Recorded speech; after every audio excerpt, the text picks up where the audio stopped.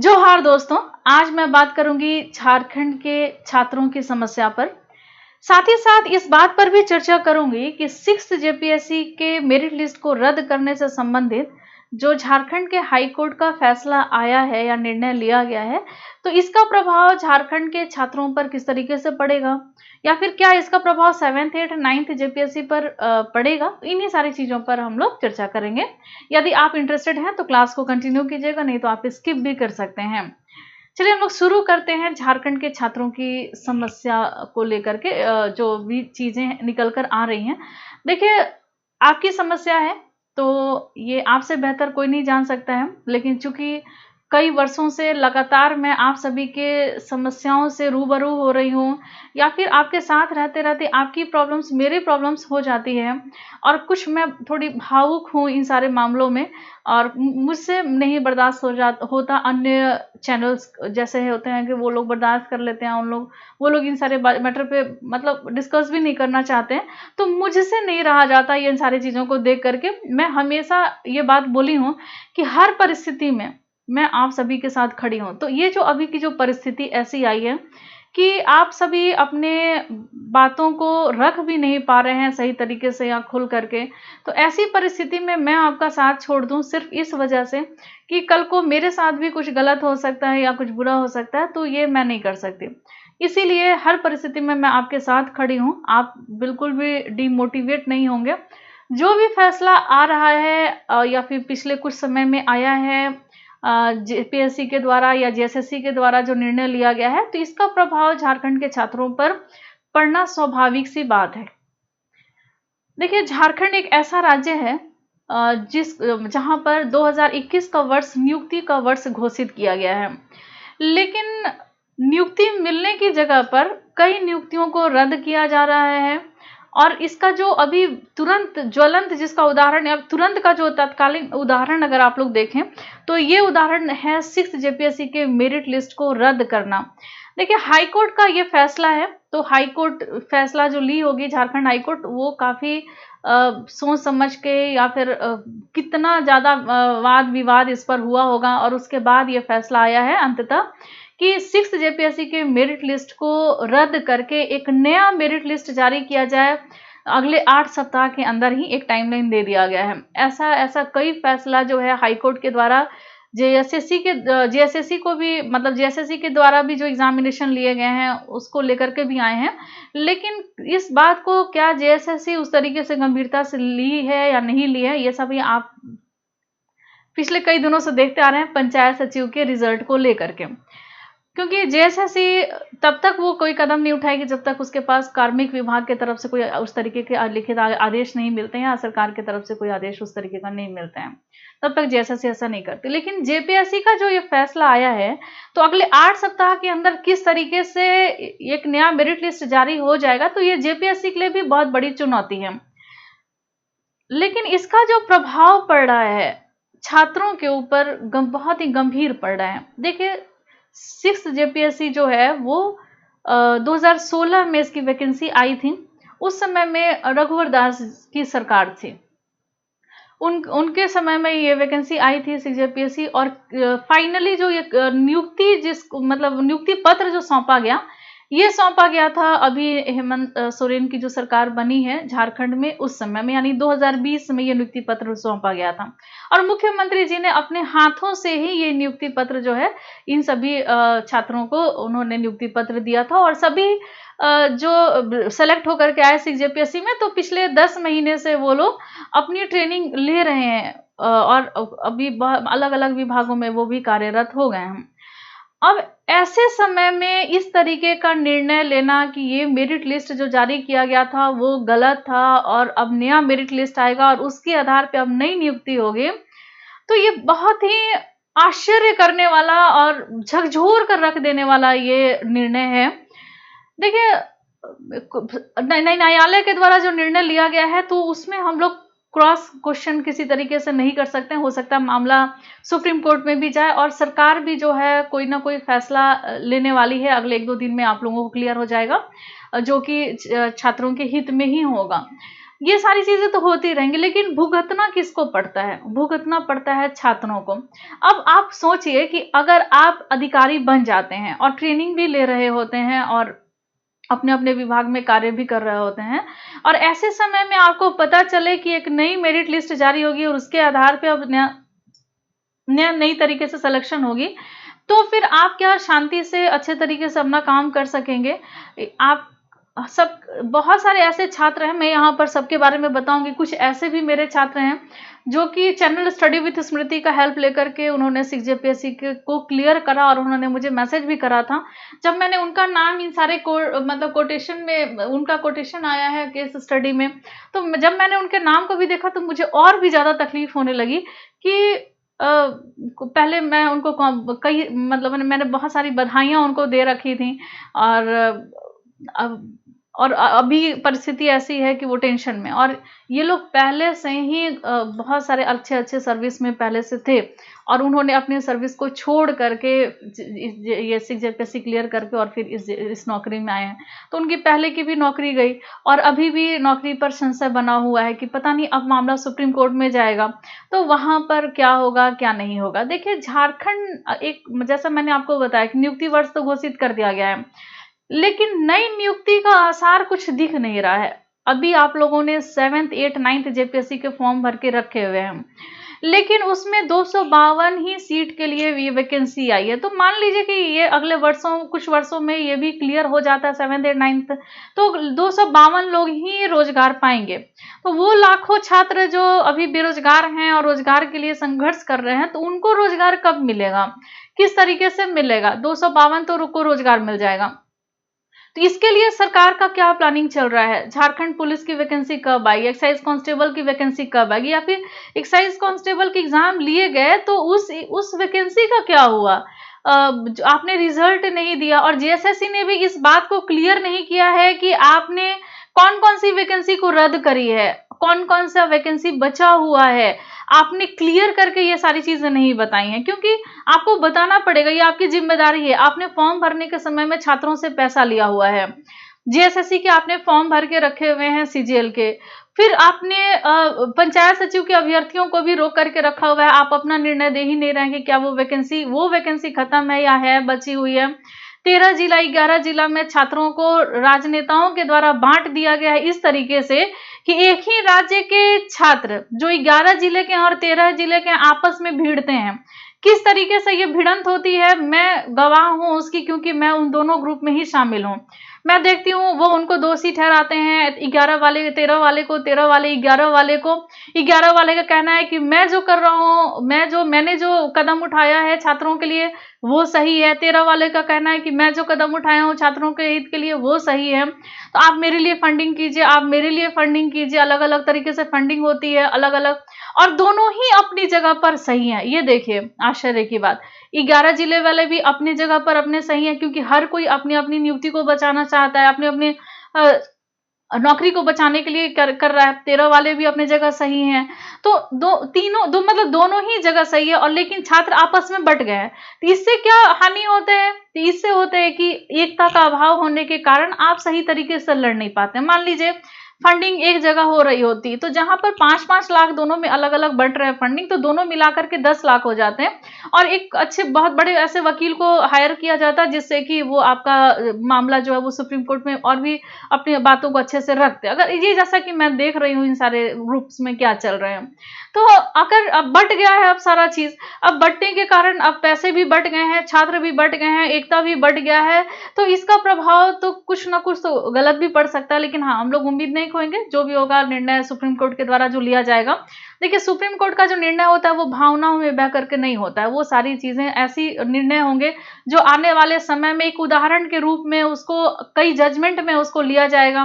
तो वो supreme court जो निर्णय लेगी वो फैसला सभी के लिए मान्य होगा, और वो फिर उसका तो कोई काट ही नहीं है। तो ये यहाँ पर अब क्या, ये चीज मैं आपको बताना चाहती हूँ कि परेशान किस तरीके से और ये छात्रों की समस्या किस तरीके से है।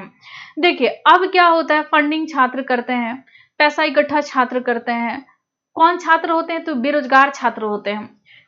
पेरेंट्स से पैसा लेते हैं, या फिर ट्यूशन करा करके पैसा वो जमा करते हैं, या खुद के जो उनको पॉकेट मनी मिलती होगी उसको वो पैसा फंडिंग के रूप में देते हैं। फंडिंग छात्र कर रहे हैं, कोई आपका विपक्षी पार्टी तो नहीं कर रहा है और ना ही पक्ष वाला पार्टी कर रहा है। अगर सरकार जो वर्तमान सरकार है झारखंड की, आप पंचायत सचिव के अभ्यर्थी के लिए आप इतना ज़्यादा मतलब आपने चुनाव जब लड़ा था तो उस समय में आपने कहा था कि हाँ नियुक्ति हो जाएगी, आपके लिए मैं बहुत ज़्यादा मतलब ये मतलब कंसर्न हूँ और आपकी नियुक्ति को कराने के लिए मैं मतलब वचनबद्ध हूँ। तो अब आपको फंडिंग करनी चाहिए। आप बताइए कि पंचायत सचिव के अभ्यर्थी कहाँ जाएँ? पिछले पिछले 5 वर्षों से 4 वर्षों से तो यही हो रहा है, केवल पैसे जो हैं वो वकील में और कोर्ट के केस में पानी की तरह जा रहे हैं। लेकिन छात्र यहाँ पर अकेले मतलब मतलब उनके पास कोई किसी का समर्थन नहीं है, ना तो विपक्षी पार्टी का ना तो पक्ष का ही है। अकेले वो अपनी लड़ाई जो है हाई कोर्ट और सुप्रीम कोर्ट में लड़ रहे हैं। 6 जेपीएससी के अभ्यर्थियों का भी भविष्य मैं इसी तरीके से देख रही हूँ। अब इनका कहना है, देखिए, मेरिट लिस्ट रद्द होने के बाद 6वीं जेपीएससी में सफल हुए अभ्यर्थियों की बड़ी परेशानी, फिर खटखटाएंगे हाईकोर्ट का दरवाजा, या फिर हाईकोर्ट में अपनी बात को रखेंगे, अपने पक्ष को रखेंगे कि जो भी चीजें हुई, अगर मेरिट लिस्ट गलत तरीके से जारी हुआ तो इसमें मेरी क्या गलती थी? मैं कहाँ गलत था? मैंने तो आपको नहीं बोला था कि मेरिट लिस्ट को गलत तरीके से जारी कीजिए। क्यों आपको मेरा रिजल्ट नहीं आता? मैं अपने अपने जिस जॉब में लगा हुआ था या फिर नए वैकेंसी की तैयारी कर रहा होता, अपने जॉब में ही लगा रहता, तो मेरे पास एक रोजगार तो होता। अगर आप इस तरीके से हम लोगों को हटा दीजिएगा तो हम लोगों के पास से तो रोजगार भी चला जाए, और इसमें मेरी क्या गलती थी? तो इसी तरीके से कुछ ऐसे छात्र हैं, कुछ ऐसे सेलेक्टेड कैंडिडेट जो हैं 6 जेपीएससी के, इसमें प्रशांत हेम्ब्रम, ये मेरे स्टूडेंट भी रह चुके हैं, प्रशांत हेम्ब्रम। और इनका जब कॉल मुझे आया था तो उन्होंने कहा था कि ये दरोगा बहाली में सफल हो गए और वो ट्रेनिंग ले रहे थे। 2 साल की उन्होंने 2 वर्षों की इन्होंने ट्रेनिंग भी ली हुई है, और 2018 की में उन्होंने वो ट्रेनिंग में गया, और 2 साल 2020 में ये आया है मेरिट लिस्ट, और वो हो गए थे, वो ट्रेनिंग ले रहे थे, 2 साल का उन्होंने ट्रेनिंग भी ले लिया है। और 2019 में 6वीं जेपीएससी के लिए दरोगा ट्रेनिंग को छोड़ने का उन्होंने निश्चय किया। ये प्रशांत हेम्ब्रम जी ने ये निश्चय किया है कि वो ट्रेनिंग छोड़ देंगे। 6 जेपीएससी में जब उनका हो ही गया तो वो सेलेक्ट हो जाएंगे। अब बताइए कि जब उन्होंने दरोगा वाला भी नौकरी छोड़ दिया, अब वो 6 वाले में भी मतलब ऐसा हाईकोर्ट का डिसीजन है, अब नया मेरिट लिस्ट आएगा, तो ये कहाँ जाएंगे? क्या करेंगे अब ये?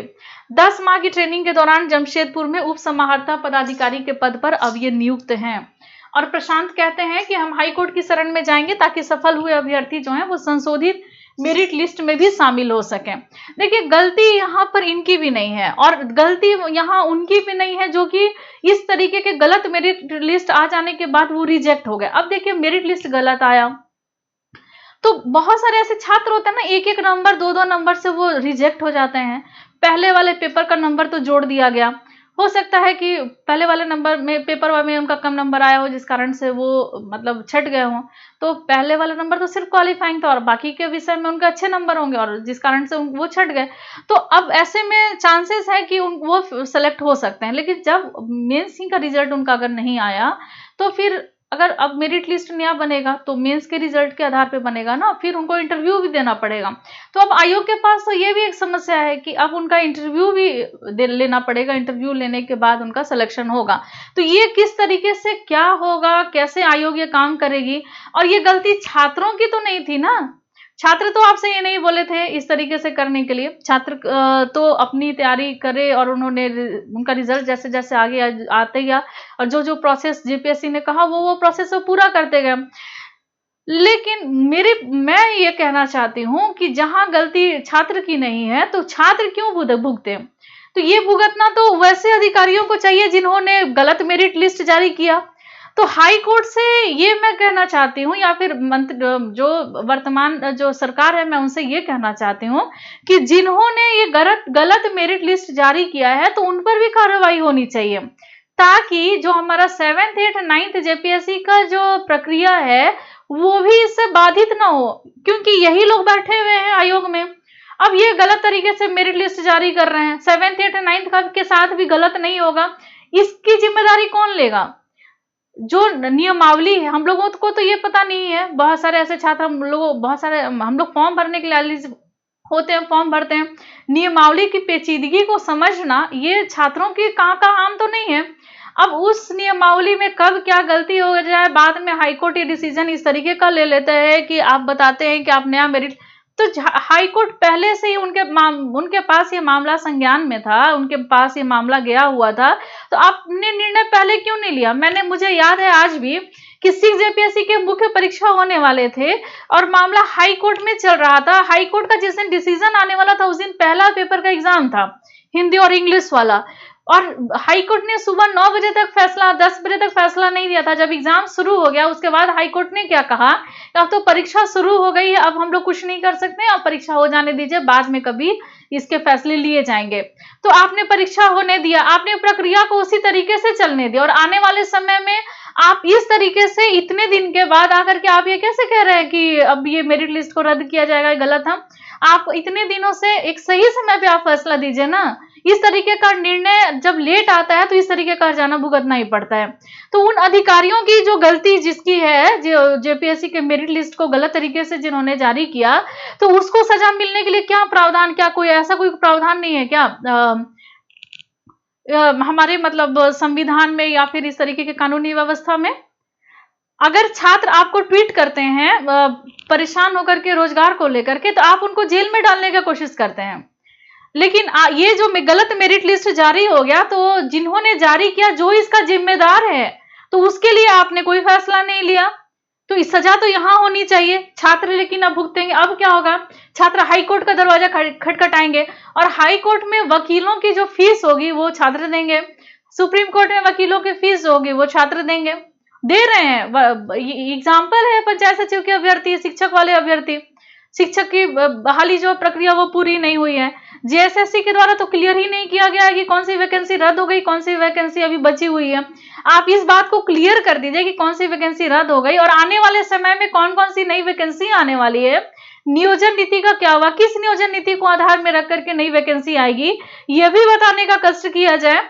अगर हम लोग चाहते तो एक कैंपेन करते, मैंने पूरी प्रोसेस, मैंने पूरी प्रक्रिया सोच ली थी, सारे डेट भी डिसीजन हो गए थे, लेकिन सरकार जो इन सारी चीजों को इतना गंभीरता से ले रही है, ट्विटर कैंपेन, चाहे वो केंद्र सरकार हो या राज्य की सरकार हो, कि आप एक मतलब उनको, अगर आप रोजगार मांगते हैं तो उनको लगता है कि मेरे खिलाफ कोई षड्यंत्र चल रहा है। तो अगर ऐसा है तो फिर छात्र हैं, छात्र तो प्रशासन से लड़ नहीं सकते हैं, छात्र हैं, उनके पास पढ़ने के लिए, किताब खरीदने के लिए पैसा नहीं है, तो हाई कोर्ट में मुकदमा लड़ने के लिए या कोर्ट में केस लड़ने के लिए उनके पास तो पैसे होंगे नहीं।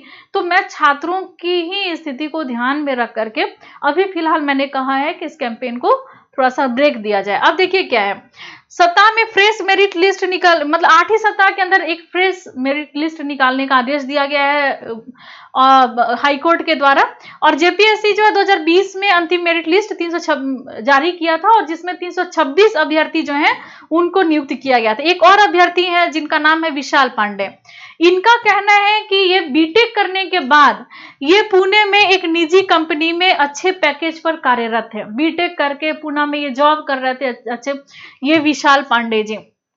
2015 में परीक्षा की जब घोषणा की गई तो उसके बाद वो जेपीएससी में आने का चाहते थे। अभी भी बहुत सारे ऐसे छात्र हैं, विदेशों में छात्र रह रहे हैं और वहां से वो जेपीएससी की तैयारी करते हैं और एग्जाम देने के लिए वो आएंगे। तो दिन रात वो पढ़ाई कर रहे हैं, जेपीएससी की तैयारी कर, वो क्या गलत कर रहे हैं, बहुत सही कर रहे हैं। अभी भी 7th 8th 9th आने वाला है, उसकी तैयारी वो करेंगे। जो विदेश में भी रह रहे हैं, अन्य जो एग्जाम मतलब अन्य नौकरी में भी हैं, लेकिन लास्टली 2-4-5 साल के बाद ये कहा जाएगा कि नियमावली में गलती थी, मेरिट लिस्ट गलत तरीके से जारी किया गया है, सब रद्द कर दिया जाता है, आप सारा चीज जो छिन्न भिन्न कर देने वाला काम हो जाएगा। देखिए, दिन रात पढ़ाई में जुटे हुए थे, जेपीएससी की तैयारी कर रहे थे, और 2016 में इन्होंने पीटी दिया, 2019 में मेंस की घोषणा जब हुई थी तो मुख्य परीक्षा में शामिल हुए, और ये 2020 में सेलेक्ट हुए, और अभी जो डिसीजन लिया गया हाई कोर्ट के द्वारा, तो इसको लेकर के काफी चिंतित हैं। तो ये चिंता जाहिर सी बात है कि ये चिंता होगी ही। कुछ और भी हमारे जो छात्र हैं जो कि सेलेक्ट हो गए थे, और देखिए समालोंग की सी इंदवार, समालोंग के हैं ये सी इंदवार, और मतलब वो डीसी ऑफिस में हजारीबाग में ये नियुक्त हैं, और ये कहती हैं कि उन्होंने शुरू से ही जेपीएससी को ही लक्ष्य बनाया था और तैयारी ये ग्रेजुएशन से ही शुरू कर दी थी। जब ये ग्रेजुएशन में थी तभी से उन्होंने तैयारी शुरू कर दिया था, और पहले ही अटेम्प्ट में ये सफल हो गई थी, 6 जेपीएससी को इन्होंने क्लियर कर लिया था। अब हाईकोर्ट के निर्णय से ये काफी आहत है और उन्होंने कहा है कि अन्य अभ्यर्थियों के साथ हाईकोर्ट के न्याय के लिए वो अपील करेंगे। यह माननीय हाईकोर्ट को बताएंगे कि परीक्षा की प्रक्रिया, पूरी प्रक्रिया में इनसे क्या गलती हुई थी, क्या गलती हुई थी इनसे कि ये सेलेक्ट हो गई। अगर आप ही अपना मोरल बताइए कि अगर आपको 7th 8th 9th जेपीएससी में फाइनली मेरिट लिस्ट जारी करके सेलेक्ट कर दिया जाता है तो क्या आप उस पर उंगली उठाएंगे? क्या आप ज्वाइन करेंगे? आप ज्वाइनिंग की प्रक्रिया पे जाएंगे ना। तो ये लोग भी क्या गलती किए? कोई गलती नहीं थी। गलती तो उनकी थी जिन्होंने मेरिट लिस्ट को गलत तरीके से जारी किया था। और गलती केवल इन्हीं के साथ नहीं हुआ है, गलती उनके साथ भी हुआ है जो जी फाइनल मेरिट लिस्ट में सिर्फ इसलिए सेलेक्ट नहीं हुए कि पहले पेपर के नंबर जो हैं उसको जोड़ लिए गए थे। तो गलती उनके साथ भी हुई है और मैं उन छात्रों के साथ भी खड़ी हूं जो कि इससे वो प्रभावित हैं। अब क्या होगा? राघवेंद्र कुमार जी का भी है यहाँ पर दिया हुआ है कि रांची सचिवालय में सहायक शाखा पदाधिकारी के पद पर थे और 2020 में जब छठी जेपीएससी में सफल हुए तो 10 माह की ट्रेनिंग के दौरान उनकी नियुक्ति सेल टैक्स ऑफिस जमशेदपुर में हो गई। और राघवेंद्र जी का कहना है कि वो कई वर्षों से लगातार पढ़ाई में जुटे हुए थे कि वो उनको जेपीएससी क्लियर करना है। पीटी के बाद मेंस की परीक्षा में शामिल हुए, इंटरव्यू के बाद मतलब इंटरव्यू में शामिल हुए और फिर सफल अभ्यर्थी ने अब ये जो जितने भी सफल अभ्यर्थी अब न्यायालय का दरवाजा खटखटाएंगे, फिर से ये हाईकोर्ट के शरण में जाएंगे और ये कहेंगे कि मेरी क्या गलती थी इन सारी चीजों में। देखिए सारे लोग माथा पकड़ के बैठे हुए हैं। जेपीएससी के संशोधन रिजल्ट से 100 से 150 ऐसे अधिकारी हैं जिनकी नौकरी जा सकती है।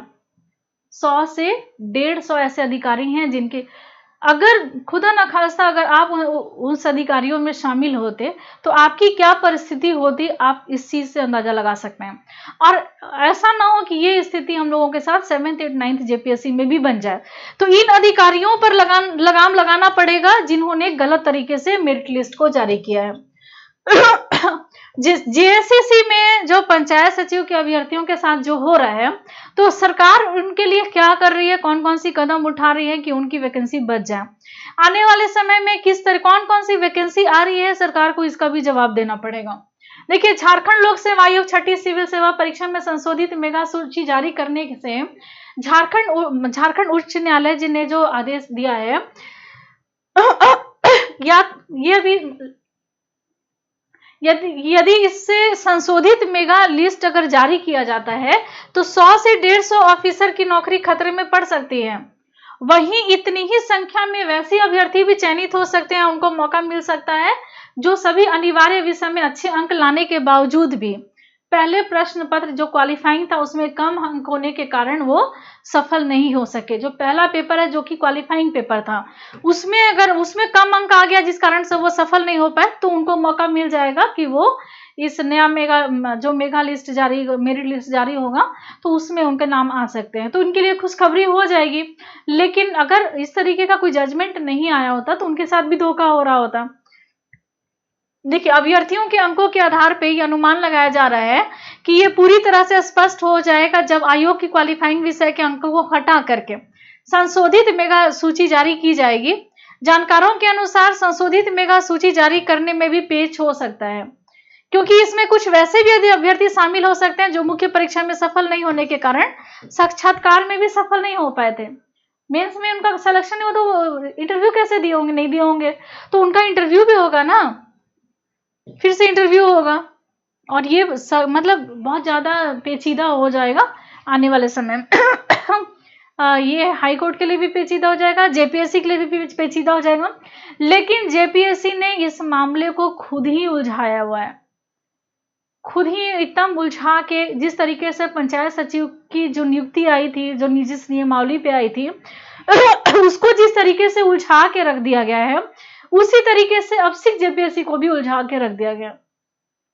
अभी तक आयोग में जितने भी अधिकारी बैठे हुए हैं, अगर आप इस वीडियो को सुन रहे हैं तो कृपया करके 7th 8th 9th जेपीएससी को सही तरीके से सही प्रक्रिया पर आप इसको लीजिए। और मेरे वैसे मित्र जो जानना चाहते थे कि 7th 8th 9th जेपीएससी भी जो है वो इससे प्रभावित होगी, तो अगर नियमावली के आधार पर देखा जाए तो इसका प्रभाव नहीं पड़ने वाला है। 7th 8th आपकी नई नियमावली के आधार पर आपकी परीक्षा ली जाएगी तो इसका कोई प्रभाव नहीं पड़ेगा। लेकिन प्रभाव इतना जरूर पड़ सकता है कि अगर अधिकारियों के द्वारा फिर से इसी तरीके से गलत सलत काम किया जाएगा जेपीएससी के अधिकारियों के द्वारा, तो फिर ये प्रॉब्लम कभी भी पनप सकती है, चाहे वो प्रीलिम्स हो या मेंस हो या इंटरव्यू हो। तो इस जिसमें ये सारी गलती की वजह से खामियाजा सिर्फ छात्रों को भुगतना पड़ता है, और ऐसा झारखंड में बार बार होता आ रहा है। पिछले 3 वर्षों से मैं झारखंड के अलग अलग प्रतियोगिता परीक्षाओं की मैं तैयारी करा रही हूँ, और मैंने हर कुछ दिन के बाद इस तरीके की परेशानी से गुजरते हुए छात्रों को देखा है।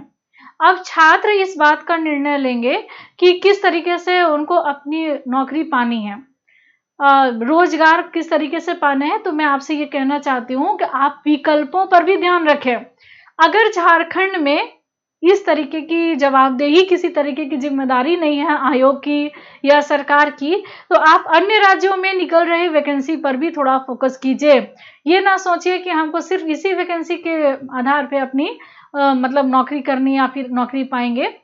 जैसे यूपी में जो वैकेंसी आ रही है, बिहार में भी जो वैकेंसी आ रही है बिहार एसएससी के द्वारा या बीपीएससी के द्वारा, तो आप उस पर भी फोकस कर सकते हैं और अपनी तैयारियों के विकल्प को थोड़ा सा खोल दीजिए अन्य राज्यों के लिए। मैं आपसे ये कहना चाहती हूँ। और देखिए, एक समस्या और भी है झारखंड में कि आपकी बात को रखने वाला कोई भी ऐसा चैनल नहीं है जो आपकी बात को रख सके। आज मैंने बहुत हिम्मत किया और मैं हमेशा हर परिस्थिति में आपके साथ खड़ी हूँ, इसीलिए आप ये बिल्कुल भी नहीं सोचेंगे कि झारखंड के छात्र अकेले हैं। मैं स्टडी विद स्मृति चैनल हमेशा आपके साथ खड़ी हूँ, हम हर परिस्थिति में आपके साथ खड़ी हूँ और हर समय आपकी बातों को जरूर रखूंगी इस प्लेटफॉर्म के माध्यम से। तो आज बस इतना ही। कुछ और भी आपकी समस्या होगी कमेंट बॉक्स में जरूर लिखिएगा, कमेंट करके मुझे जरूर बताइएगा। उस पर अगर वीडियो लाना होगा तो मैं जरूर लेकर के आऊंगी।